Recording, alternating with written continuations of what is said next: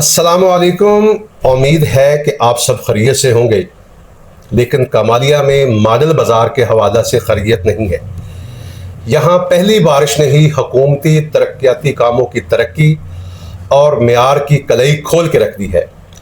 جگہ جگہ tough tile بیٹھ گئی ہے، ترپالیں اڑ گئی ہیں۔ اس ساری صورتحال کو دیکھ کر مجھے ایک مشہور کہاوت یاد آ گئی۔ ایک کم عقل شخص قسمت کا دھنی نکلا، بیرون ملک چلا گیا اور وہاں سے بہت زیادہ مال کما کر واپس آ گیا۔ اب وہ عجیب و غریب قسم کے کام کرنے لگا۔ اب آہستہ آہستہ لوگوں سے اسے الرجی بھی ہونے لگی۔ اس نے سوچا کہ کیوں نہ ایک ایسا ساؤنڈ پروف کمرہ بنایا جائے جہاں کسی کی آواز نہ آئے اور نہ ہی کسی کی تنقید سنائی دے اور وہ سکون سے رہ سکے۔ اس مقصد کے لیے اس نے ایک منصوبہ تیار کیا۔ مستری ٹھیکیدار بلائے گئے، بھاری رقوم خرچ ہوئیں اور ایک شاندار کمرہ تیار کر دیا گیا۔ جب ٹھیکیدار اور مستری وغیرہ کام اور رنگ و روغن مکمل کر کے مزدوری لینے آئے تو اس نے کہا کہ پہلے مجھے ایک تجربہ کرنا ہے، اگر وہ تجربہ کامیاب ہو گیا تو میں تمہیں پیسے دوں گا۔ اس نے اپنی تعریفوں کے لیے ایک مراسی رکھا ہوا تھا جس کا نام تھا گامو۔ اب اس شخص نے گامو سمیت سب لوگوں کو کمرے سے باہر نکال دیا اور وہ اندر جا کر دروازہ بند کر کے اونچی آواز میں بولا، اوے گامو۔ باہر سے آواز آئی، جی سر۔ اس نے پوچھا کہ میری آواز آ رہی ہے کہ نہیں؟ اب گامو تو پہلے ہی ٹھیکیداروں اور مستریوں سے ملا ہوا تھا، تو اس نے باہر سے جواب دیا، نہیں سر، آپ کی آواز نہیں آ رہی۔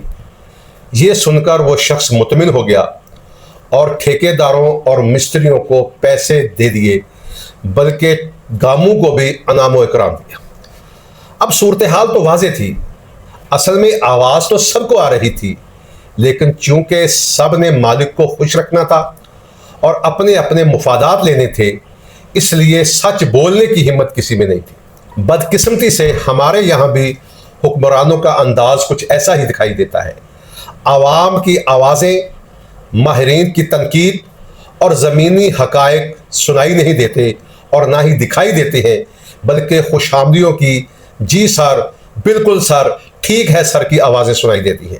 نتیجہ کیا نکلتا ہے کہ فیصلے عوامی ضرورت کی بجائے تعریف و توصیف کی بنیاد پر ہونے لگتے ہیں، اور پھر کروڑوں روپے کے منصوبے عوام کے لیے سفید ہاتھی ثابت ہوتے ہیں۔ کچھ ایسی ہی صورتحال کمالیہ میں ہوئی ہے۔ بیوٹیشن کے نام پر قائم کیا گیا اقبال بازار، جسے ماڈل بازار قرار دیا گیا ہے، اس حوالے سے شہریوں کو قطعاً اس کی ضرورت نہیں تھی، اور نہ ہی ان کا مطالبہ تھا کہ اس طرح کے ماڈل بازار بنائے جائیں، اور بتایا یہ گیا تھا کہ یہ منصوبہ کمالیہ کی خوبصورتی، ترقی اور جدیدیت کی علامت بنے گا۔ کروڑوں روپے خرچ ہوئے، دعوے کیے گئے، تصاویر بنی، دورے ہوئے اور ترقی کے قصیدے گائے گئے۔ منصوبہ ابھی مکمل ہی ہوا تھا کہ قدرت نے اس کا ایک سادہ سا امتحان لے لیا۔